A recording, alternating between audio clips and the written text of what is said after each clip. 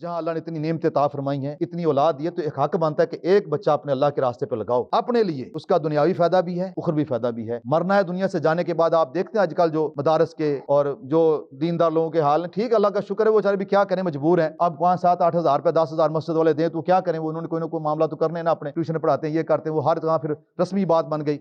आप मदरसों में पढ़ाई लेने के लिए चले जाओ, इन्हें कुरान लिख लो जी, इन्हें कुरान लिख लो जी। बच्चे पढ़ने के लिए कितना पढ़े, ये ना पढ़ ले जी। और भाई हर जल्दी से जल्दी पढ़ने वाला बच्चा भी 20-25 मिनट से पहले पारा नहीं पढ़ सकता। जल्दी तेज पढ़ने वाला बच्चा भी एक दिन में 10-15 बच्चे कितने कुरान पढ़ते होंगे। सबक भी याद करना, सबकी भी याद करनी, मंजिल भी सुनानी, फिर कुरान भी पढ़ना। भाई जैसा आप करते हैं ना, फिर वैसा ही वो करते हैं आपके साथ। जितने आप अपने माँ बाप के साथ मुखलस है ना जी, उतने ही फिर वो आपके साथ वो मुखलस है। जिसने आपके लिए सारा, जो माँ बाप सारा कुछ आपके लिए करके गए, आपके पास 10 मिनट टाइम उनके लिए पढ़ने के लिए, आप मदरसों से मांगते फिरते हैं, आप दूसरों को कहते हैं पढ़े मेरे माँ बाप के लिए, तो फिर ऐसी पढ़ाई मिलेगी जैसे आप कर रहे हैं। अगर आप खुद मुखलस हो तो आपकी 2 सूरतें पढ़ी हुई मोहब्बत के साथ, इखलाक से पढ़ी हुई, उस बूढ़े माँ बाप के लिए, उस मरने वाले के लिए कितना फायदा कर सकते। वो नाम के 10 कुरान, 20 कुरान, 100 कुरान लेने के बेहतर है खुद बैठ के 2-4 सूरतें पढ़ लें और पहले सीख लें। अल्लाह करे सीख कर पढ़ें।